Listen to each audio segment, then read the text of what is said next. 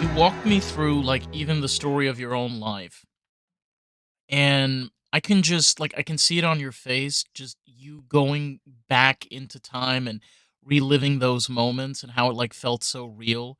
And even like cuz we you mentioned this to me like times where like this didn't work out or this didn't go so smooth, and it just magically for some odd reason just turned out the way that it is and turned out to be the best thing for you, which Well, I don't know about best thing, but yeah, you just have to have uh, that sort of attitude because here's the thing. I was just talking to one of my high school best friends, and right. she's been a caregiver for three different people who wound up dying in her living room because she's the caretaker. And because she's been invested in that for such a long time, and she's an outgoing person sometimes, but this has really wrecked her. And I'm one of the only friends she has, and now I'm 3,000 miles away.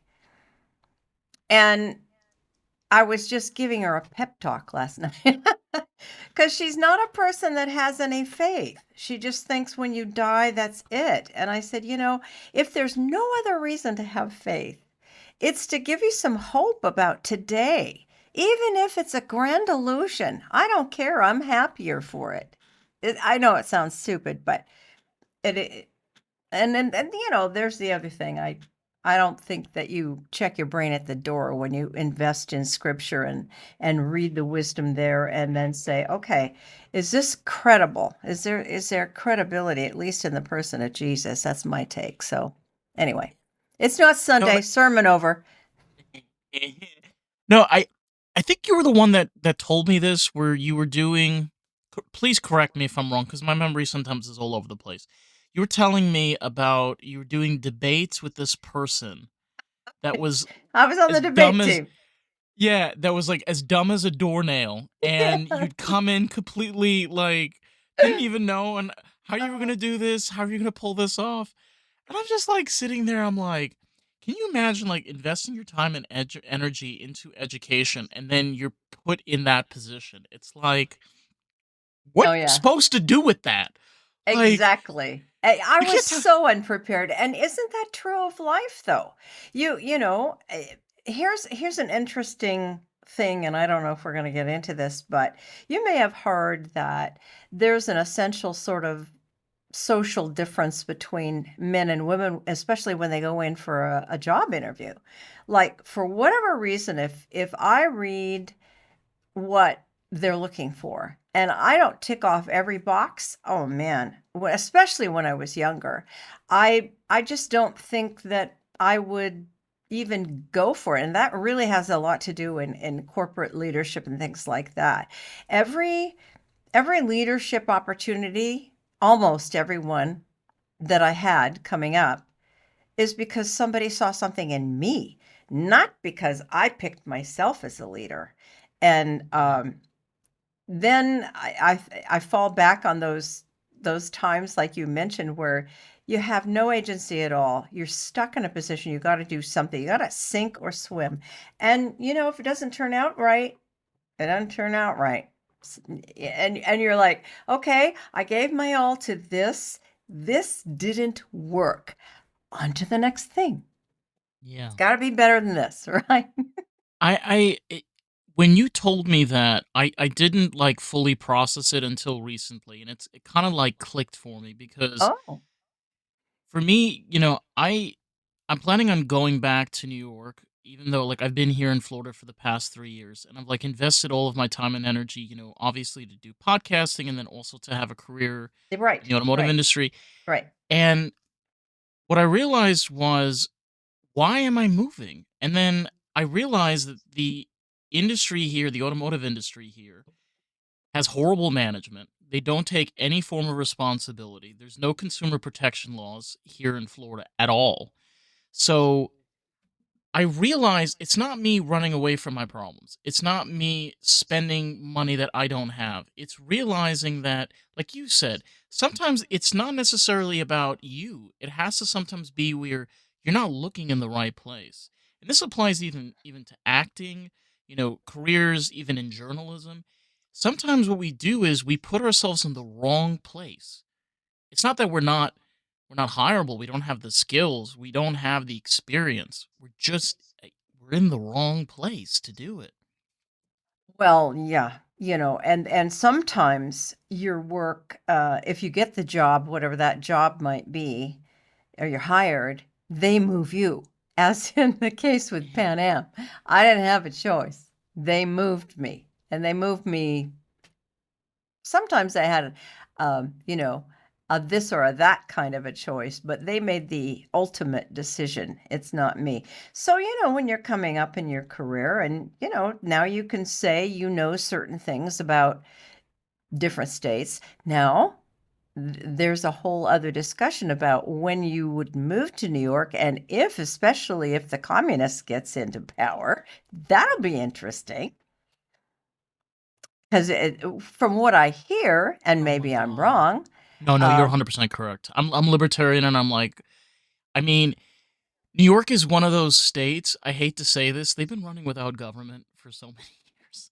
well, yeah, and it shows. So Yeah. that's kind of like my concern there. It's like, to do that if you don't have to at this point, timing is a But good thing too. it's interesting though because with you had a career with Pan Am, and what's weird about like even back then, like Pan Am, even though they're one of the oldest airlines, they were so far up their ass where they were just doing these outlandish things, just blowing money like every single time they was like, hey, maybe we should, instead of blowing our money, maybe we should try to invest it. So, like, no, they just kept on doing it over and over and over again. And then they finally went bankrupt. And everybody was like, oh, I'm like, Well, yeah, you're right. There was something rotten in Denmark when Juan Tripp retired.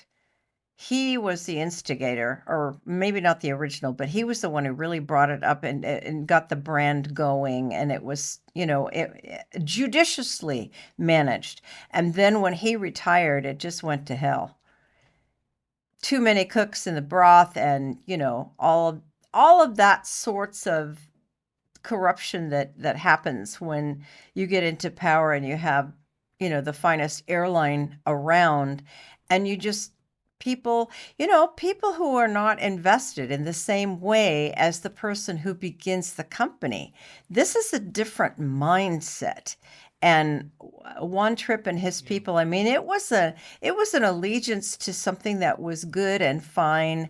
And so just to give you a comparison example, to get a share of the market, airlines like Eastern, which doesn't exist anymore, but the one that really sticks out to me that we used to sort of make fun of, was Southwest, because in order to get a market share, they changed, and they were successful. And in terms of they flight were. attendants in the 70s, their stewardesses had to wear hot pants, and we're like, oh my gosh, we're wearing, oh, I don't remember all the designers, Oleg Cassini and Chanel and things like that, It was different. We were still wearing gloves. Glamorous. It was Yeah, glamorous. it was in its way, I often used to say as we're cleaning up, or a typical thing would happen on a big 747 flight where there's lots of families and things in the summer traveling, and somebody freaks out after the meal service and runs up, usually some mother, saying, my child left her retainer on the tray. Can you find it? And you got 350 meal trays, and you're in this gunk, and we're going, I'm looking for my glamour here, going through the old garbage of all this. Oh, golly. Oh my god. But now we're not recording yet, are we? No, we are. We've been recording for like the past 10 minutes. Oh, I no. told you. I had a guest last episode, like last week. We canceled immediately. She's like, "You're not going to give me a heads up when we're recording?" And I'm like, "No." And she's like, "Well, I don't think we should reschedule." And I'm like, "I don't think we should reschedule either." Oh, okay. Well, no, I mean, improv's my middle name, so it's fine with me. I trust that if we go off in these tangents, that for your listeners' benefit, you're going to edit certain themes together. Well, I Um, think one thing that we did discuss, and what I really wanted to touch base on today is you have a very interesting career, and it's really hard to capture all of that in 60 minutes. But I Oh, think yeah. one of the best ways to capture Candy is to kind of showcase your personality and kind of how much you've put in along the way, like regardless of all of the things that you've gone through and all of the different experiences you've been through. It's like you can't just put somebody in a box. You have to experience it. I think what we're going to be doing today is we're going to be experiencing Candy. This is going to be a Candy experience. I feel sorry for you're gonna lose people right away. If it's like, "Oh, no, it's all about one person. Oh, no, because 'Cause I'm not a celebrity, if I was Julia Roberts or somebody politician or something, it would be more interesting, but I'm just I an don't think artist who's done a lot of different things. You know what though? And I think that makes you more worthwhile sometimes than somebody that's famous or a celebrity. And I think the reason is because it adds a level of relatability. You know, the Alright. things am I wrong? Am I From wrong? from your lips to your listeners' ears, I hope so. For your sake, I hope so, you know. Well, we the last time we spoke, we touched on a lot of different things. And I think one thing that I would love for you to if you want to get into, we can talk about how exactly you fell into acting. Because I know that that was an interesting story. Yeah. I want you to please tell it again because I have to hear Oh, it again. okay. Golly. Well, Please. when you're a kid and you're an animated person, I will start that, I didn't start in acting, I started in writing because I've always Right. been a good writer and I like comedy. I come from a fun family and uh so I don't know, 3rd grade, what is that, 8 or 10 or something like that, and, 8 or 9, and they had a Thanksgiving writing competition just in our little class about write a story about Thanksgiving. That was our creative writing thing, and, there was always 2 of us in the class who loved to write humor, and the teacher would read or ask the 3 people who she thought were the best to read in front of the room. I was uh, Leslie Feinberg and I were always the 2 that at least got up to read our stories, and then I think either the class would vote or she would say. Anyway, so I won this little contest about this silly little play that I had written instead of like a narrative story, it was a play, but there was a narrator in the story, and you remember, it was during the time when the Jetsons were popular. And they had just Meet pretty much. George Jetson. Do, do, do, do. Yeah. It's so funny and, way ahead of its time, and so anyway, the whole gist of what I wrote was that in the future, instead of this big spread and everybody stuffing themselves, we would have little pills, and there would be a brown pill for turkey and, a red pill for cranberry sauce and whatever, and so, pretty soon after that the teacher came back to me and said, "Oh, I showed your story to the principal and she wants you to mount it as a play for our all school assembly, K through 8." And I said, "Okay." And she said, "You'll be the narrator and I want you to pick 6 people who will be the cast of the family and I'll give you some time and you can essentially direct it, and that'll be great." So, of course, as soon as that was announced, all the popular people wanted to be on stage. And some of them were my friends, so I, of course, picked all of those people. And that was my first mistake because that was like herding cats to try and get them to do what I had envisioned. And but actually looking back, it became an improv fiasco that was, I mean, you can imagine 3rd graders presenting to the 8th graders. And the 8th graders at this point, they're like this. But it was so unusual with people started in the real performance, people started arguing with each other, pushing each other, like kids in a family who were having this dust up, and me as the narrator trying to step in and create. The, there was so much laughter. It was so much laughter. I was kind of hooked on it then, and so then the um the teacher, by the time I got into, I guess it was 5th grade, um, one of the teachers said, "We've hired a lady to do a play, and it's going to be after school enrichment. And you seem to be that kind of person. You should go and try out." So we had to go and cold read, and I tried out. And here, you should know this: the whole school was allowed for the after school enrichment, and a lot of parents were more than happy to have their kids stay an extra hour, and the kids wanted to do it. And it was some lame play. I cannot remember what it was. It was about Christmas. And what happened was that I got cast as an extra, and the people that were cast, the 8th graders who were cast for the main roles, were just terrible actors, and the script was awful. And I just remember it was such a bad experience. It was, I said to myself, I'll never do that again. That's it. I'm done with this stuff. They're all a bunch of egotists, and I can't stand them. And so there we go to high school. And my best friend, she's all about drama. Fine. Okay. She's in drama, but I'm a singer. I love to sing.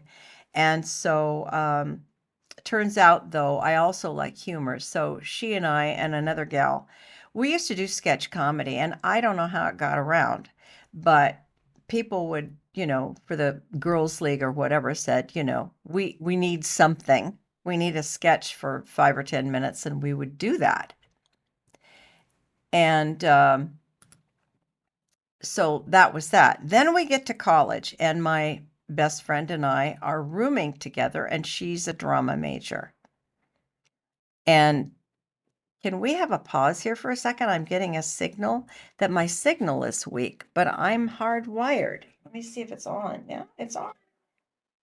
I don't It understand should that. be. Hold on. Okay, now I'm it gonna. says it's okay. It said, Sounds weird. "Get closer to your router." I'm like, I'm hardwired. How could that Yeah, be? I had that a little earlier. You know what though? I think what you touched on is interesting, right? Because when you start out, and you create a story, which obviously is very inspired by the times, and then eventually you get into this place where you're working with other types of actors and actresses, and they're just dull and they're boring, and you're not just having a good time. You know, you start to realize, like, to yourself, like, what am I actually passionate about? What do I actually want to do? Like, do I still want to be around these skanky ass people, or do I want to do something that actually makes me happy? Oh, well, that's insightful. Yeah. So the funny Yeah. thing is, since humor here and having fun is obviously has been a theme, because I wanted to learn in college, but I also wanted to have fun. Well, right away, my roommate, the theater person, was having a heck of a good time, and there was a radio and TV station at Pacific Lutheran where we were. And one of my little jobs, because I was on full scholarship and I had to, I got some federal work study job, and they assigned me, even though I was a speech major at the time, they assigned me to be the director of the radio station. Huh? I had never done anything like that.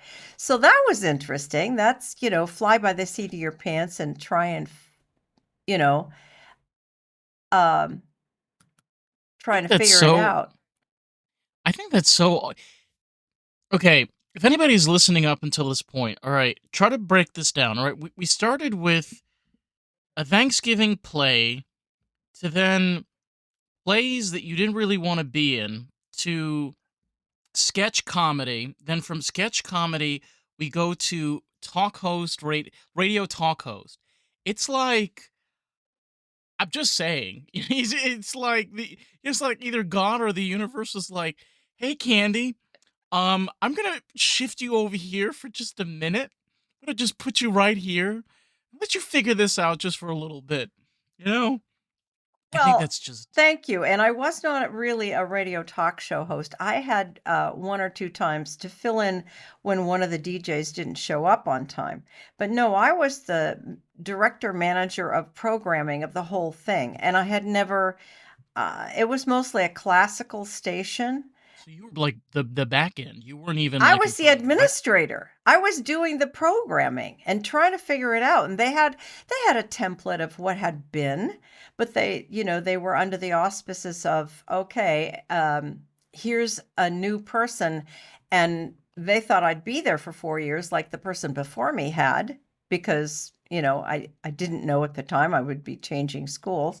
But, that was the idea, and so I had, meetings with the big wigs who were serious about where the station was gonna go, and, timing is everything and all of that. So, looking back, it was a really interesting back backstage view of the professionalism that it takes to run a public service. And, so that was that.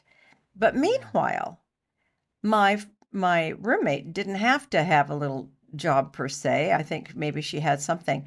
But as it turned out, the building for the TV station was right across the parking lot from where we had our dorm. And she came in one day and she said, "Oh, did you know that the TV station is having tours and I signed us up for a tour because we were freshmen." I'm like, "Okay, cool. I've never been on a TV set." So we go over for this tour and they're doing something and they start interviewing us. And I don't remember exactly what happened, but at the end of it, the professor who was the head of it came over to us and said, "Hey, I hear you guys are kind of funny." Oh, I forgot. Our reputation had preceded us because during the first orientation week, we had done a sketch comedy routine based on Little Red Riding Hood Goes to College. Some dumb thing we did. And and and at the end, we got in such trouble. I don't know if I told you this story, but, No. she was Little Red Riding Hood because she actually had this whole cloak with a Little Red Riding Hood thing. We got her a basket, and inside the basket in whatever the goodies were that she was coming to grandma, and I was playing all the other parts. And we had somebody to be a narrator, I think, and I was the wolf and in grandma's clothing and all of that. Of And what she course. had in her basket when the wolf rears up out of the bed and tries to capture and eat her, what she had was a thing of whipped cream. And what I had under my pillow Oh my was god. another can of whipped cream. Oh And my we god. had a whipped cream fight in the middle of this beautiful lounge with 50 um, women, freshman through senior, uh, who I don't remember what God. club it was or whatever it was, but it's a college living room kind of place. And Yeah. and all these ladies are dressed up because it's a tea, and we're the entertainment for the tea. And we are getting whipped cream. We're spraying people. It got on the drapes. Oh my God, we were in such trouble. Right You're the whipped away. cream queen. You're the whipped cream queen. Right away. And so this guy had evidently heard about these crazy new freshmen that they were having. So he invited us personally to come back and maybe work on some fun stuff. So that's how. Like spraying whipped No, cream on his no, television set. not allowed. Yeah. He said there will be no liquids allowed. So that's how That's the she and I started doing fun. some crazy commercials and things like that and we'd do these panels and interview people like, well, you'd have to know, again, it was a sign of the times. Johnny Carson in the day was doing a bit where he would be Carmack the Magnificent, and he would put on a headdress, and take out he'd take out the answer to a question, supposedly, a 3 by 5 card that had the answer to a question. It might be something like, "Sits on a floater wearing pink." And, I mean, I'm just improving that. And then he would touch it to his head and come up with a question, and it would be hilarious, whatever that was. So, we did our own version of silly things like that, and one day they needed a commercial break and they wanted a funny commercial break. So I got inspired for some reason watching TV. I got inspired and I got a glass with a little bit of water. They approved a little bit of water, and I did a take on Alka-Seltzer, plop plop, fizz fizz. And so what I did is, a typical, this would be in the late 60s, you know, hi, and I had some Penelope punch up, or I don't know what my name was. I had some silly fictitious name, right? Hi, I'm Penelope, and I'm here today to tell you about.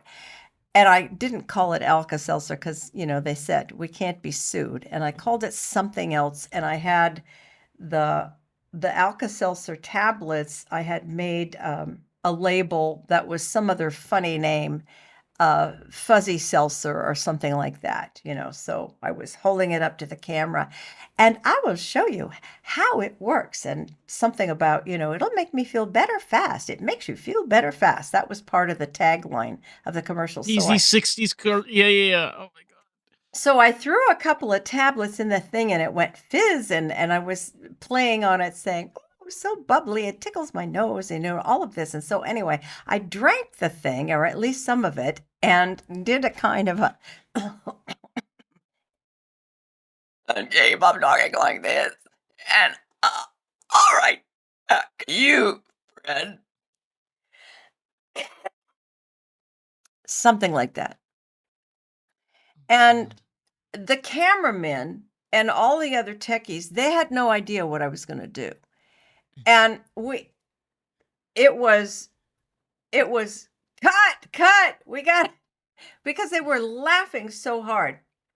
So anyway, come to find out, soon after that, I get a call from the director, this professor who's directing the TV station again. He goes, "I think you should see this." And I said, "What happened?" He said, "Well, we have a person we got one of these new cameras, and, because it's under warranty, they come and they see, they say, and we're filling out a grant, we're getting, we want better cameras, so we got one of these." So the tech people from the company, they come out to see, and they're going to give a bid, and we're going to write this grant. So he goes, he said, "I couldn't help it. I played a little joke on this brand manager person who came out to see our studio." He said, he came in and he said, "How's the new camera doing?" He goes, "Well, fine, except we got this little glitch. I don't know, something's going on with the audio." And he played the commercial. And the guy was like, "I don't know what happened." He said it was the perfect thing. It slayed him. So anyway, we were getting a reputation. We were on TV every week. I mean, closed circuit, just in Puyallup, Washington. So anyway, it was fun. I was having a great time. But unfortunately, because I was on scholarship for speech and not drama, I had to debate. I had to be on the debate team because it was assumed I'd either be a speech pathologist or probably a high school speech coach. And there were only two of us women on the debate team. So she was Famous debate team. yeah, The famous debate team. this is the God. famous debate team story. So she, whatever her name was a sweet thing. And she, as I recall, was a PK, a preacher's kid. And so she had to pick to do something, and she didn't know what to do. And the thing is, she had a little bit of a not a stutter. I can't remember what it was. So she was incredibly shy. Maybe that's why her father maybe, pushed her to be a speech major because she got to She had like a practice. speech impairment. Well, Okay. I don't know if she had an impediment, but I know she was incredibly shy. I don't remember if she did. Okay. But anyway, it was resolved. And remember, this is all without AI or digital anything. Resolved that the United States should substantially reduce its foreign policy commitments. And this is in 1966 and 67 in the middle of the Vietnam War. So, if you know about debate, you've got to have your pro and your con arguments all fixed out because at the beginning of a debate, they flip a coin and they decide you're affirmative, you're negative.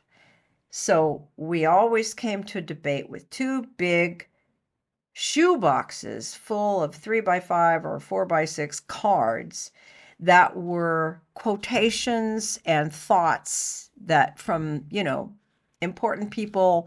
We gleaned them from magazines, having to spend hours in the stacks before things were, well, before it was digital. We had to actually plow through dirty old magazines. And nothing could be more than 5 years old unless it was a classic. I mean, we could quote Plato, Aristotle, things like that, but we're talking contemporary extemporaneous speaking here. So anyway, all that to say, number 1, we were gone a lot. Like every other weekend, we'd get on a bus and we'd be taken to the 7 western states somewhere all weekend and put up not at hotels or motels, but usually it was alumni who would give us their basement or a floor in their living room or something and throw us a sleeping bag. It was not glamorous. And then we'd have to go debate at some other college. And the outcome, of course, is that my little partner and I, the only women on the team, only ever won one debate, and that's because they didn't show up. So by by Thanksgiving, I was so upset because the second part about that is that every other weekend I was gone and my roommate was going to all these dances and weekend, football games and all the fun that you go to college for, especially as a freshman. Oh my goodness. She would I would come back and she'd tell me all the fun she had and all the things she was doing, and I didn't get to do any of it. So before the vacation, I went and talked to. Oh no, this is when this is when it started. So sometime in there, when I was sick and tired of being on the debate team, there was. I just wanted to have fun, and my roommate said, "Hey, they're doing children's theater. And why don't you, just there's such fun people and you know most of them anyway. Why don't you sign up to do makeup or costume or something like that?" And she looks down the list. She goes, "Oh, costume. You know how to sew. They need a costumer." I'm like, "Okay, I will." So I became the costumer for the show, which happened to be Jack and the Beanstalk. And that was fun. I loved, working with the actors. Well, I mean, they were all fledgling everything. And it's a very well-known theater program. It's run very professionally. And so it felt good and it was fun. And I liked that. Now, Hmm. the only hitch Only. There's only one. was that there was an animal cast, and it is Bossy the cow. And Wait, a cow. They have yes, a full-fledged living cow. a cow costume. And so Oh, a there cow costume. a Okay, cow phew, you scared costume. me. No, not a real Okay, cow. phew. A cow Thank goodness. costume. And Fred Okay. Reinerson, I've lost contact with him now, but he was a great guy, was cast as the head of the cow, and he had lines. He could put his head in the head, and it was a big head, and with his hands he could work the mouth. Moo. he had a lot of fun trying to give expression to Bossy the cow. All right, so there was that. There was the body of the cow, which, laid on his shoulders. And he had trousers that I sewed for him. And, they were fitted to him because he was the front legs of the cow. But nobody had been cast as the back end of the cow. And so here we go. It is Tech Day, and that's the day before dress rehearsal, but it's Tech Day. And the next day would be dress rehearsal. So I was very worried as Fred came down for his last fitting of his costume because I said to him, "Fred, have you heard who's the back end of the cow? I got, I've made these pants big enough for a big person, but and I'm looking at all the cast going, I don't know. I don't know. There's everybody else is doing something else. I'm thinking it's going to be double cast." He goes, "I don't know. I guess you're going to have to ask Nordy." Nordholm was the director, famous, infamous anyway, director, very, very strict, very professional. He came from Broadway. And so I toddle up to the stage, and just imagine it's a huge stage, and I come up to the back wall, and there's people on like 20-foot ladders. I mean, really high. And Nordholm always, he was a short man. He always wore a whistle, like an athletic coach. He had a whistle because he didn't like to yell, and he would just go, if he wanted everybody's attention. And there's a lot of people doing all the cliques and doing all the lights and everything.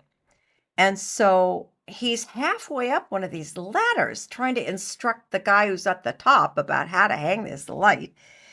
And I'm waiting for him. He starts coming down. I said, "Excuse me, Nordy, excuse me. I have a question." He goes, "What is it? I'm busy. It better be good." And I'm like, "Okay, well, remember, my name is Candy. I'm the costumer." "Yes, what is it?" "Well, I just have to know who's the back end of the cow. I got to fit the costume." He goes, "What? Wait, what did you say?" I said, "Who's the back end of the cow?" He goes, "Wait, stay there. Everybody, listen up." And then he points to me and he says, "Say it again, loud and clear." I'm like, "Who's going to be the back end of the cow?" And he got this big grin on his face, took his arm like this and went, "Ee?" And I had a feeling. it cracks up because that was the thing, but I didn't know. I didn't know whoever asked was going to get cast. So you asked how I got into acting, and that was my first, as we used to say, my debut as the back end of a cow. Very, very fun times, and made famous. God. Made famous, by the way, The because rear end. Yeah. because of that. Because then I got to wiggle, and Fred and I got to do little dance moves. The kids, the children from the schools, and we did, a whole week of matinees. And they would say, the teachers would do the talk back afterwards, and who was your favorite character? And they go, it was hilarious. It was always, what this reminds me of, and it's funny. I don't know if this was I Love Lucy or this was a Lucy show, but there was an episode of where Lucy, Lucille, and Vivian Oh, Vance, yep. they put on a horse's costume. I think it was I Love Lucy. Oh, that And sounds like it could be. I don't remember. I think what happened was Lucy had to be the back end, end Really? of the horse. Yeah, she was the back end of the Oh horse. my gosh, I'm gonna have to look for that.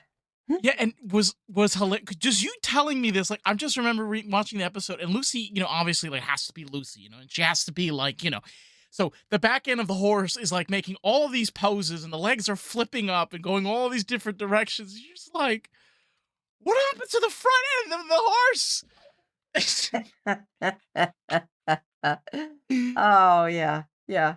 And then after that, another funny thing happened. I just thought that was a one-off and I wasn't gonna, whatever. I was having fun. But then one of the people who was involved in that show, he was a senior, and it was time for the senior one acts to happen. And he approached me and said, "Hey, um, you want to be in my one act?" And I said, "Oh, okay, sure, why not?" So there was three of us in this one act. I don't remember what one act it was. It was only about 5 minutes at most of the scene. And I was going to play kind of a saloon gal. And there was a bartender and there was a gunslinger who's going to come in. And it was a short scene. So it was usually my way, especially when we had a rehearsal, working with two other actors who had never acted before for whatever reason I don't know, they were cast. And so, if you're on stage with somebody who doesn't know their lines, you better know their lines. It's always been my assumption. So I pretty much knew the lines. That's going into it, hoping I'd not have to say it. But as soon as the curtain opened and the bartender was there, cleaning the bar as they do, and the the curtain opened, and I think maybe the bartender said to me, "How you doing today, Sally?" or something like that. I don't remember. But the first main line was that suddenly this cowboy comes in, mm, mm, mm, and he's got his hands on his hips with his guns. And the actor looked out at the audience of almost 1,000 people and froze. You could just see the light just fade. He couldn't think of a thing. So the bartender looked at me, and we both looked at the guy, and nothing came out of his mouth. So I said to the bartender, "He looks like he needs a drink." And the bartender said, "Yeah, he looks like he has a problem." And then, whatever the next line the cowboy was supposed to say, I said something like, "I'll bet he just lost his job," or whatever it was that he was supposed to say, "Give me a drink because I, need to, whatever." And the bartender and I went through the whole thing, and the audience caught on right quick. So it was another time when it was absolute hilarious. And the curtain closed, and the actor just, he just melted. He felt so bad. And the director guy came in and he said to the bartender and I, "That was hilarious. That's great." And he said to me, "I'm doing a senior play. I want you in it." So it started that way. It started that way. And then the play that I was in was the worst play I've ever read or ever been in. Are you familiar with the playwright named Luigi Pirandello? I don't think so, but I think if you start telling me, I might get an idea of. Walk me through that a little bit, please. Well, he's an existential nihilist. And if you remember the play No Exit and things like that, Waiting for Godot, these abstract plays that don't make a lot of sense. This was called Six Characters in Search of an Author, and it was pretty much that. It was theater in the round, and six characters would come on and talk to some light or something that was supposed to be God, I guess, I don't know. But there were several of us who were cast in that play that only had one line, and including my roommate. She was also cast. I think there was three or four of us. And so after the first rehearsal, one of those people with just one line quit. And then a couple more rehearsals, and my roommate quit. And now there's only two of us left, and there's like 6 lines or maybe 8 lines or something left. And this is how, actors judge their parts. How many lines do you have? And so between the two of us, we got all the rest of the lines. And It was a terrible show, but my roommate stopped talking to me. She was so angry. Oh my god. You know, something like, I hate to say this, sometimes people sometimes show their true colors. You know, it's not necessarily of anything that you've done or anything that you've been through. It's just you reach the crossroads, as you say, and sometimes some people go right, and other times people go left. Yeah, she had a great career as a high school speech or a drama coach. She was terrific, not as an actor, but as a coach, and she was terrific. But, the thing is, and this is maybe what you remember, is that after that, I went to the department head of the speech department and said, I want to switch majors to acting because I'm not having fun and I hate this debate thing and I don't want to teach it. And he said, maybe you don't understand the concept of a scholarship. You are assigned to the speech department, not the drama department. And you can go over there and ask if they have any more money for a scholarship in the drama department. But between you and I, it's a big department, and I don't think they do. And they didn't. And I happened to be having a, a friendly relationship with somebody who lived or who was going to the crosstown rival school, the University of Puget Sound. And he said, well, I've seen you act, and I think, I think what you should do is come over to UPS because it's a small drama department and let me get you an interview. So he did, and they gave me the scholarship. And that's why I graduated from the University of Puget Sound with a degree in theater and acting. Instead of speech. Yeah. I mean, we touched on this earlier. You know, we're sometimes we are put in predicaments in our lives. We don't necessarily know why. And then we realize along the way why we had to go through that path.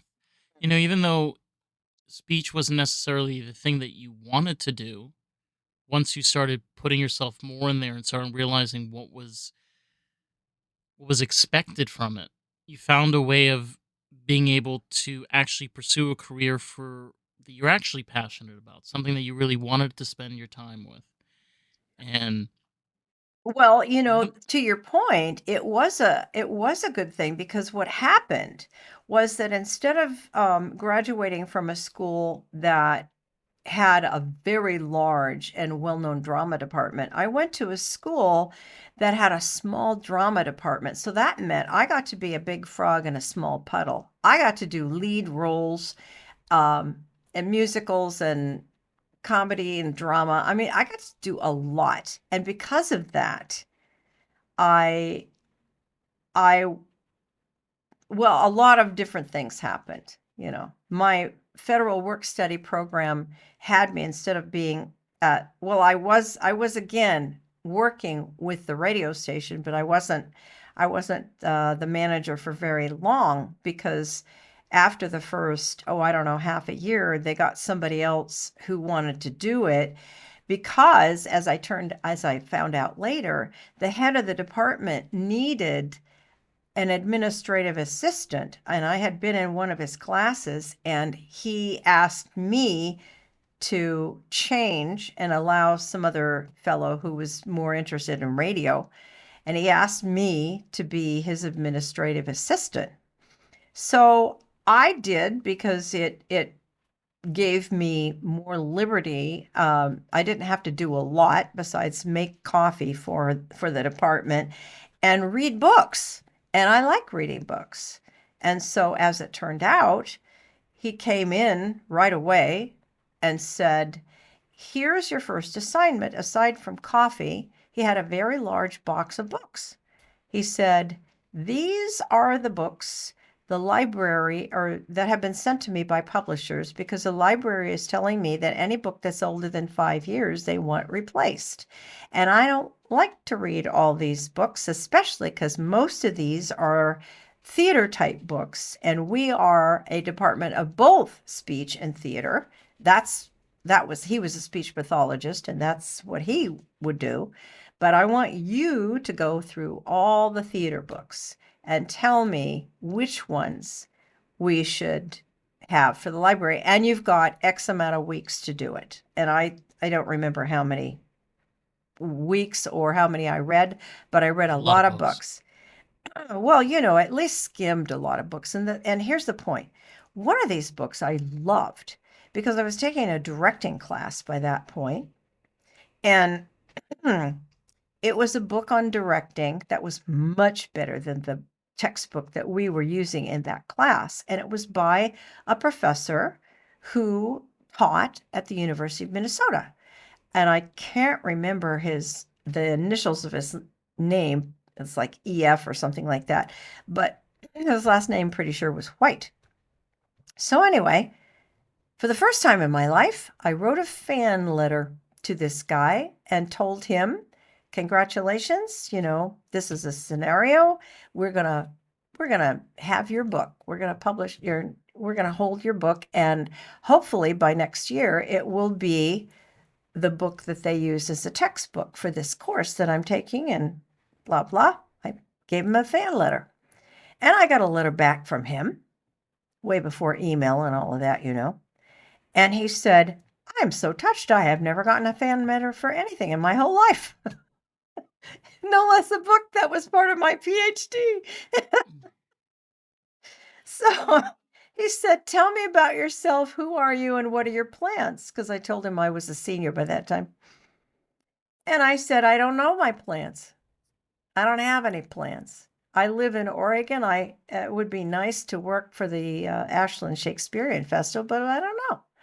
And he said, oh, well, I have an idea. Why don't you submit for our Master's in Fine Arts at the University of Minnesota, because we collaborate with the famous Guthrie Theater, and you get to work with the Guthrie, and the idea is that after you finish, then you get to possibly be hired by the Guthrie. And that was my goal, to be a repertory theater actor. So I did. I went to the regional auditions, and not by a landslide, but I was offered the scholarship. And there's another funny story. Oh, good. You know, it's interesting because even though like this was, I mean, so you could say it was a long time ago, but it really isn't. I mean, it's just one chapter in your life, and I mean, you've done a lot since then.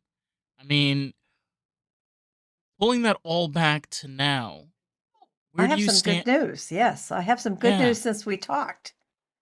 yeah. I do not know, because I can't remember, if we talked about the eighth book that I'm writing based on the screenplay and all of these interviews that I did with people who worked in Vietnam I during the war. I I think so. Yeah, I think you did touch on that before we wrapped up the last time. Yeah. Well, so let me briefly fill you in. Years ago, when I was a flight attendant with Pan Am, in the mid 70s, we were doing, like, because I was based in LA by that time, so that would be 74 and 70, 73, 74, and 75. Um, we were doing what we called charter flights, along with some other commercial airlines, over to Vietnam to pick up soldiers who were going to do a vacation in R&R.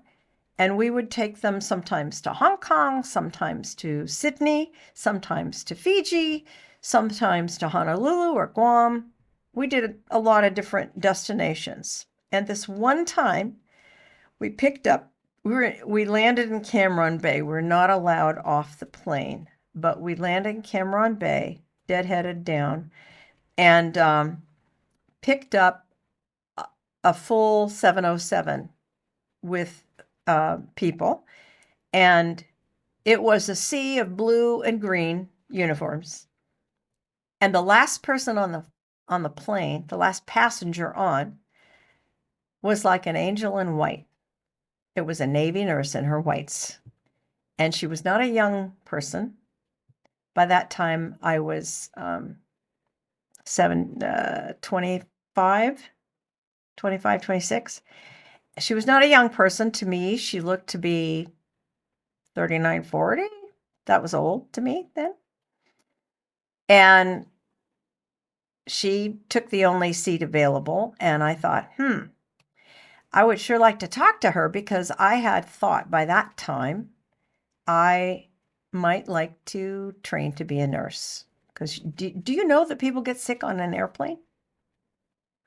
Yeah, I've been on planes where people have gotten sick, and I'm like, stop coughing on me, please. Stewardess, can I please move seats? Please. Well, uh, as a nurse, I want to say about every fourth or fifth flight, and I was in 12 cities last year, I hear over the loudspeaker, is there a doctor or anybody, first responder, nurse, somebody in healthcare that can come up from, we got an emergency here. Well, that used to happen.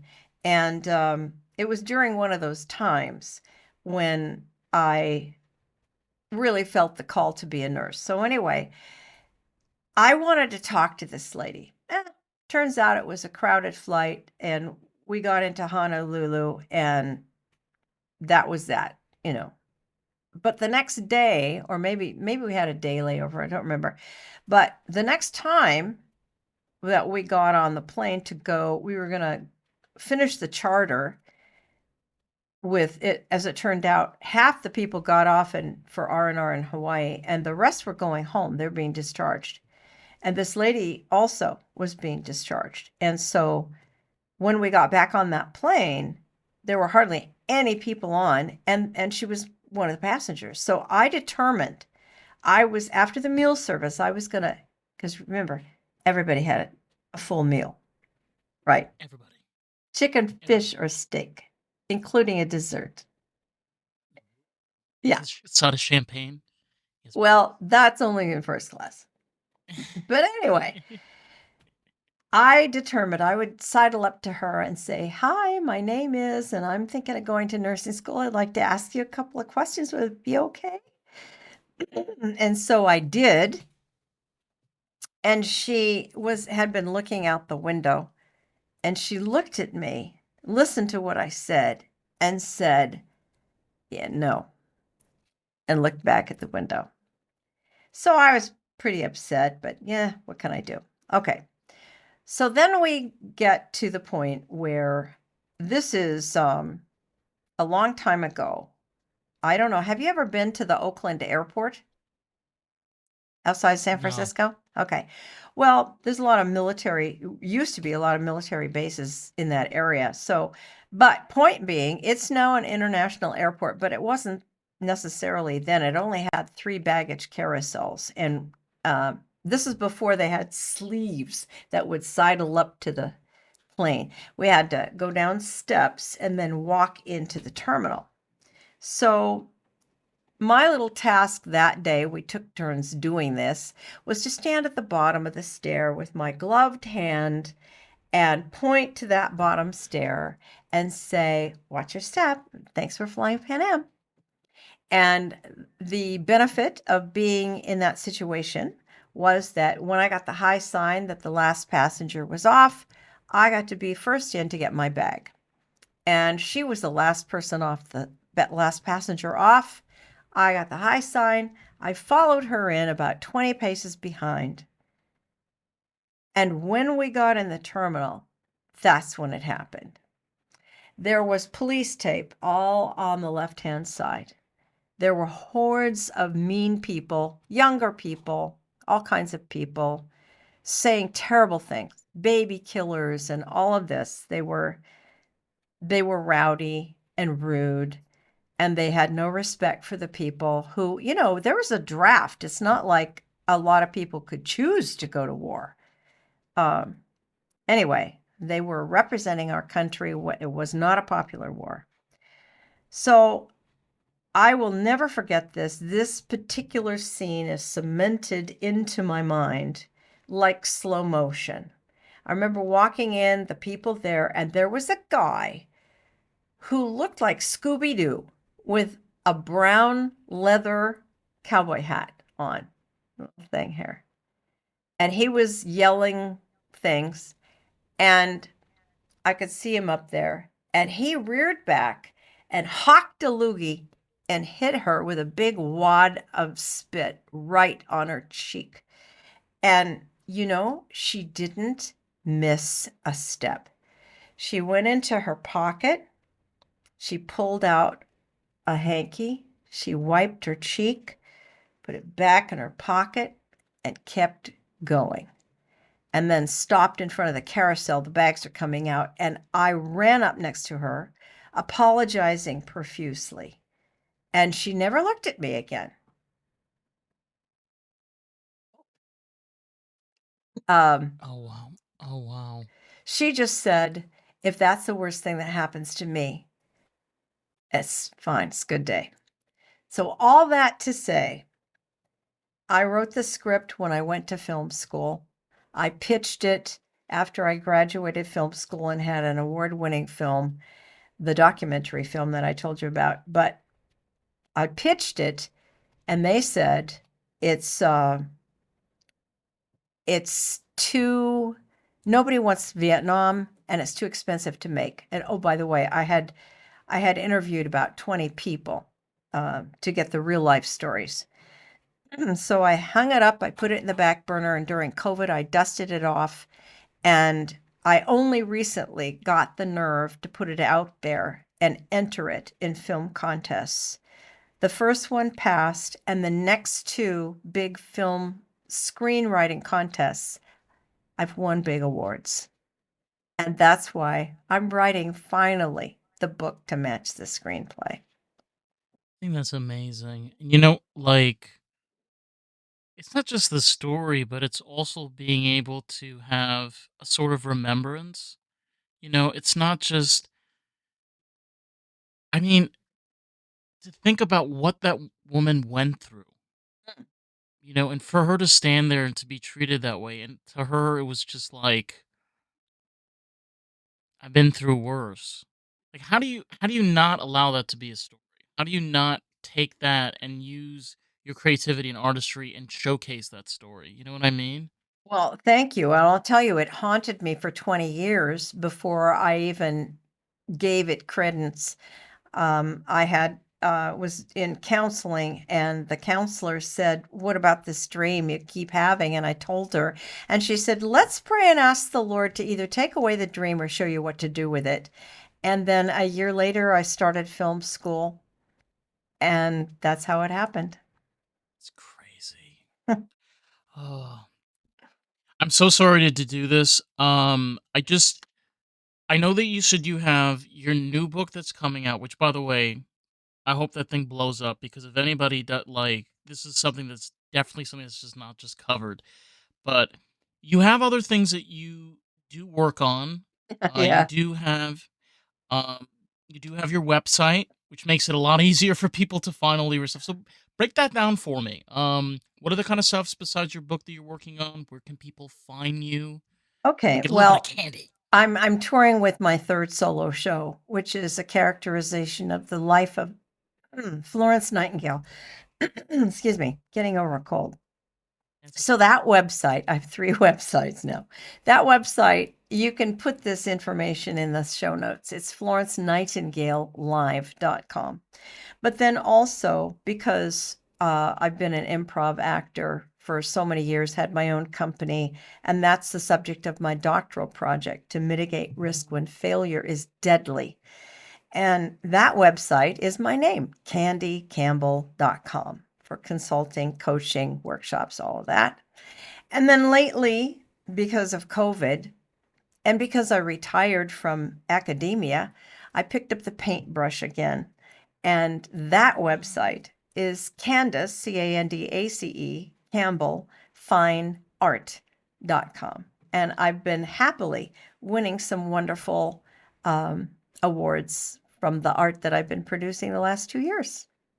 That's amazing. And you know what? I'm gonna make sure for anybody, if you want to find all of Candy's work, I'll leave all the links below. Okay. Just make it easier. Find your beautiful art, and of course your new book that's coming out. And Candy, I have to say, like, even after the last conversation I had with you, you have an incredible story, and I think it showcases to other artists that not always we get on a certain path, we always go out the same direction that we want to, but it's the way that we shape it and make it our own that is so important. Well, I appreciate your ability to see the theme that's been winding around here.